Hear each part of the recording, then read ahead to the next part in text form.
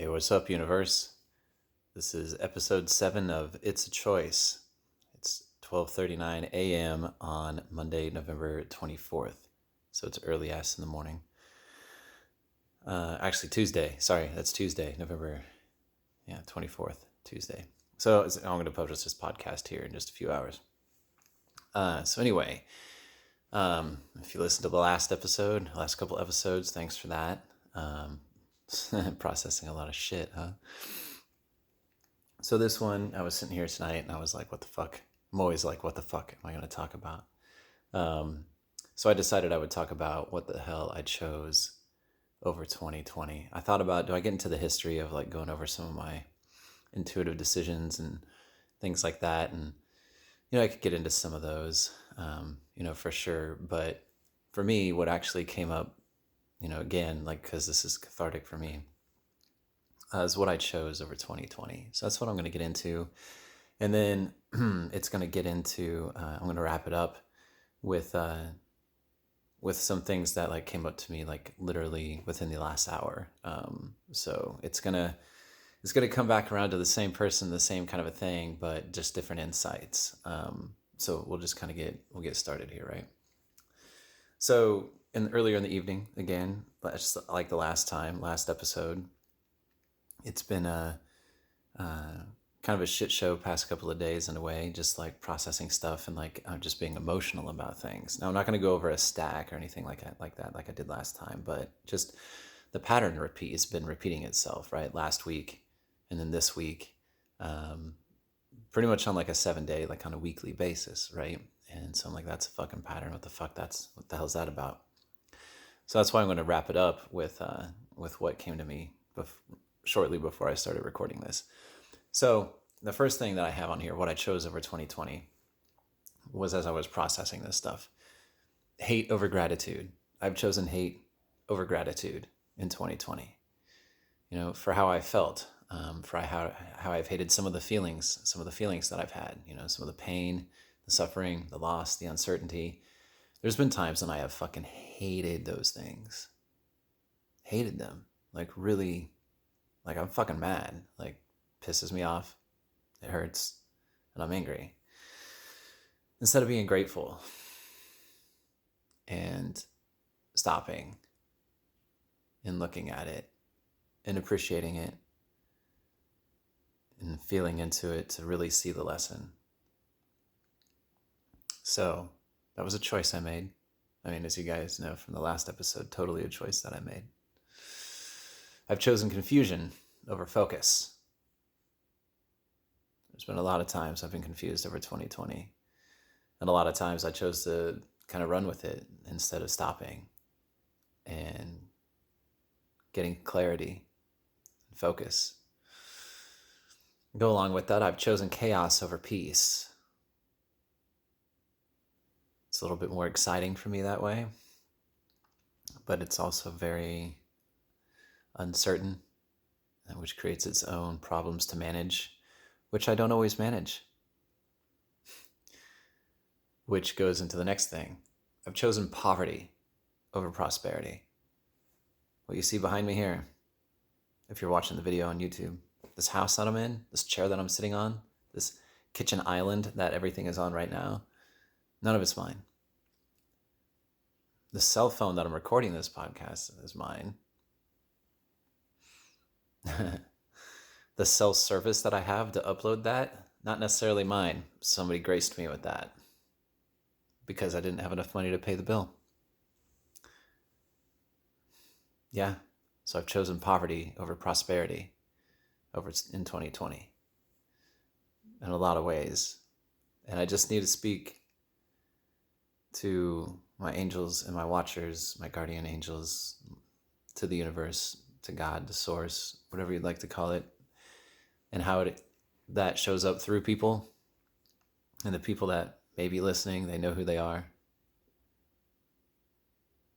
Words can't express my gratitude for the way that I've been cradled and taken care of over 2020. So even though I've chosen poverty over prosperity, with how I've managed myself financially. I've been extremely blessed and taken care of. And I have a lot of gratitude beyond words for that. So I just needed to publicly speak to that and say thank you. Thank you. I've chosen fear over faith a number of times. There's a lot of times, especially around my heart, I'm scared shitless. Even though I've grown in strength around my heart over 2020, the beginning of the year, well, around April, I really opened up my heart in a way that has never been opened, getting rid of a decades-old story that I didn't even know that I fucking had. But that doesn't change the fact that in certain ways I've totally chosen fear over faith. And as I've spoken about before, Jim said, fear is nothing but the idleness of will. And Florence Scovel Shinn, fear is faith inverted. I still chose it. On the flip side of that, I have chosen love over fear.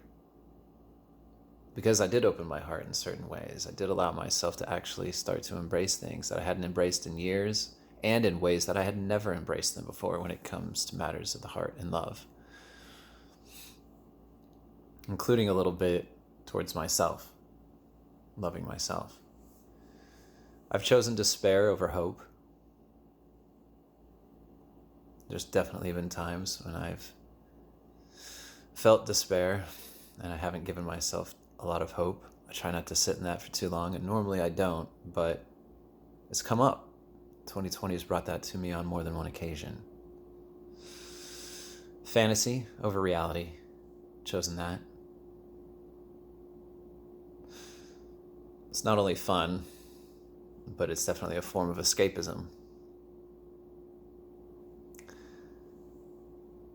It's happened. I've chosen adventure over routine, and love, and travels, and ways of being.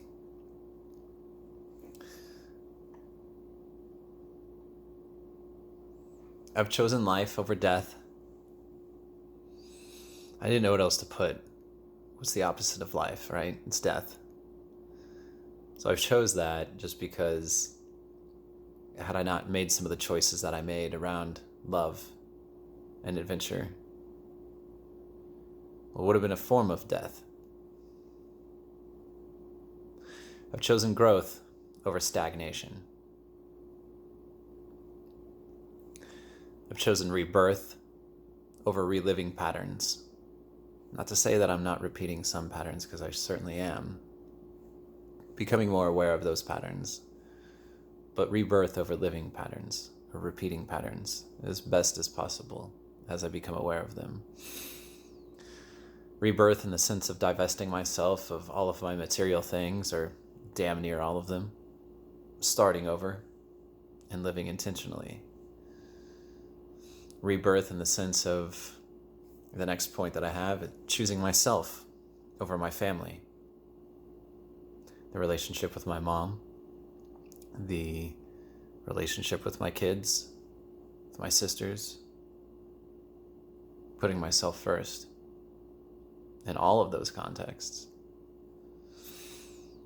To some, that may sound very selfish. However, I choose not to believe that. The intention behind it is what really defines if it is selfish or not, in my opinion. And my intention for choosing myself over my family is to learn how to really love myself and how to take care of myself and what my priorities are and how I can inspire my children, how I can define what a healthy relationship is with themselves and how they can honor themselves and how they can have the strength and the courage to do what they feel is right for them, in spite of what I may say, in spite of what Angela, my ex-wife, may say, and to know that it is okay for them to walk their own path, regardless of what anyone says, including their most authoritative figures in their life, their parents. I've chosen my heart over my head. Most of the time. Doesn't always happen. Definitely still get in my head. But I definitely have allowed myself to follow my heart. Without concern of the consequences, regardless of whatever those may be. It's an adventure. And this year definitely marked a change in my attitude around my heart and how I opened it up and where I let it go. And it's been a ride. It hasn't always been fun. And if I got in my head about it, I could easily go, what the fuck are you doing? But I didn't. Because my heart was having too much fun. So here's my last point, and this is where I'm going to kind of go a little bit longer, because this is an important point to me. Because this is what really allowed me to start to see what it is that I was doing with one of my patterns. And I know there's somebody listening that this absolutely pertains to. So here we go. My last point is that I chose denial of self. I denied myself. Even though I just got done saying that I allowed my heart to love without consequence, I didn't care. I let it go wherever it wanted to go, however deep it wanted to go. And while that is true, I still chose to deny myself most recently. And that's why what happened last weekend happened. And what happened this weekend happened. And that's what I started to realize right before I started recording this. There's this struggle within me about attachment versus detachment. And then I was like, and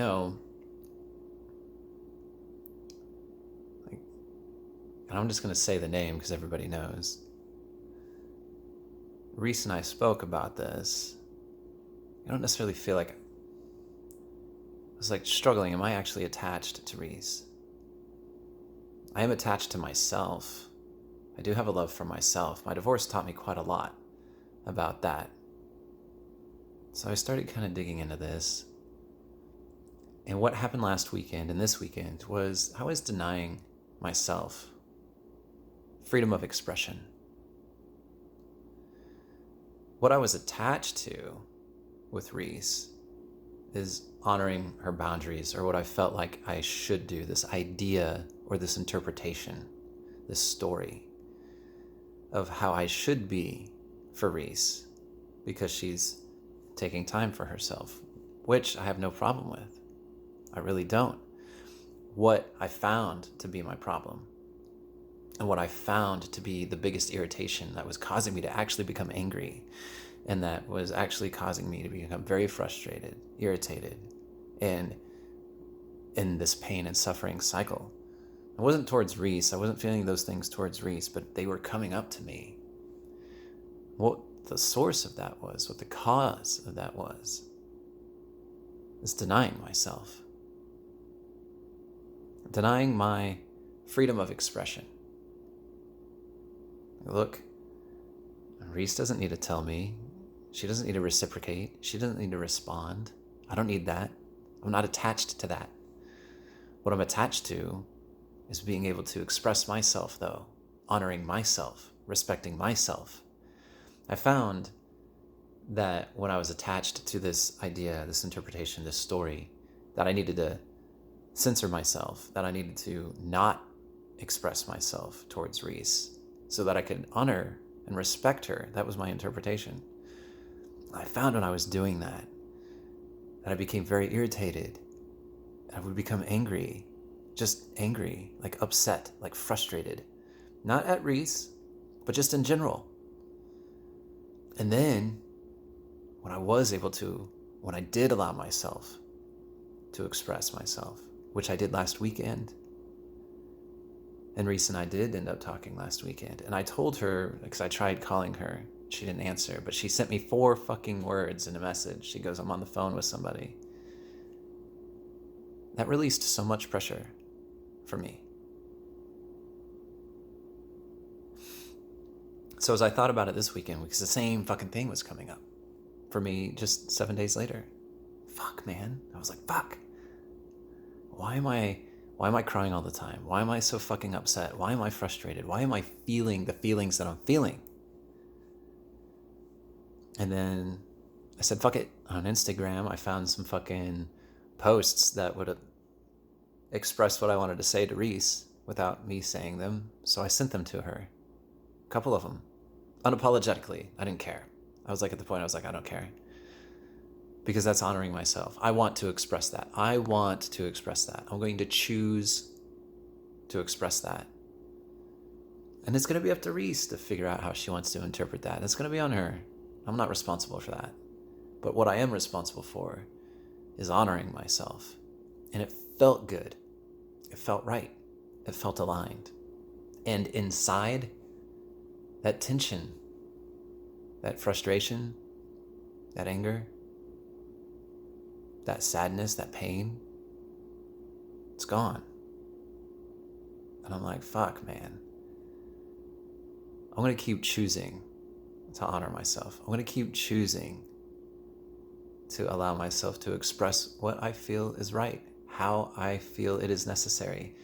It's literally no different than why I allow myself to do the Facebook Lives that I do and put myself out there the way that I have.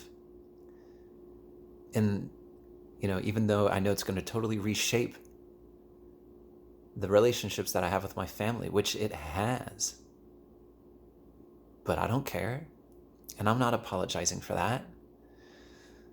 So I feel the same way towards Reese, where it's like, that's what I want. I want to express myself. I'm going to choose to express myself, and I'm going to say what it is that I want to say. And I'm not responsible for Reese's reaction, nor am I attached to Reese's reaction.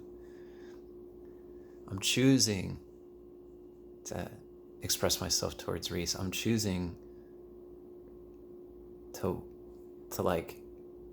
want to even engage that way. So that's the point that came up for me, is that I was choosing denial of self. And I just would invite all of us, anybody that's listening, the 9 of you that seem to continue to listen, which thank you, where are we choosing to deny ourselves? Like, really? And for what? And why? What stories or interpretations, what beliefs do we have around why we're choosing to deny ourselves? And what would life be like when you quit denying yourself? What would that feel like? What doors would open up? Consequences be as they may. Because again, from the first episode, when you're really following your intuition, consequences become inconsequential. Because I'll put it this way. I love Reese to death. I love her to death. She's amazing. I love myself more. And honoring myself and allowing myself, choosing for myself to express how I feel towards Reese, if that's going to push her away, if that's going to dissolve that relationship, that connection, then so be it. I don't care. Because if that's what happens, then that's what's meant to happen. And then I will truly know that it wasn't really worth the investment that I was putting in, as far as the suffering and the pain when I was choosing to honor what I thought I should be doing, which really was disrespecting myself by not expressing myself.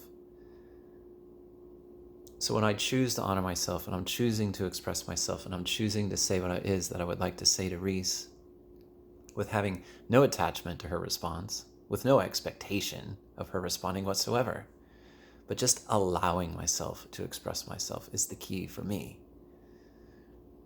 And then if Reese decides that that's not just working for her, and she chooses to completely energetically walk away, then so be it. Because then at least I will have lived my life knowing that I was honoring myself, that I was choosing the right thing for me, that I was not denying myself. Life's way too short for that shit. Life is way too fucking short to deny ourselves what we feel and what we know is right for us. In any way, from the littlest to the biggest things. And in this particular case, it's a rather little thing. Fuck yeah, I'm gonna let myself express. It's just words. It's not just words. I mean, words are powerful for sure, but at the same time, yeah, I'm gonna say them. I'm gonna totally say them. I should say, and at the same time, I'm gonna let myself say them. Anyway, back to the question. Where are you denying yourself? Something small. Something big. Where are you denying yourself where you could allow yourself to expand? Where's the boundary that you've set for yourself that really may not be serving you? That might be attached to some story, some belief, some interpretation that actually is really bullshit. Because that's what I did. I didn't fucking like the feelings I was feeling. Why the fuck is that coming up? And I sat with that. And I was like, you know what? I'm going to let myself do that. And I tell you, as soon as I sent those messages on Instagram, those posts to Reese, I felt so much better. Even if she didn't read them, I had allowed myself to express myself. I chose to allow myself to do that instead of denying myself. And that was huge. So that's pretty much all I have for today. So I appreciate you guys listening. And I still forget my fucking ending, and it's okay. Because we all know what it is, basically, at this point. Live an inspired life so you can go inspire others to live their inspired life. Because in the end, living an authentic and inspired life is a choice. It's a choice. Don't deny it. I'll see you guys later. Thanks for listening. Bye.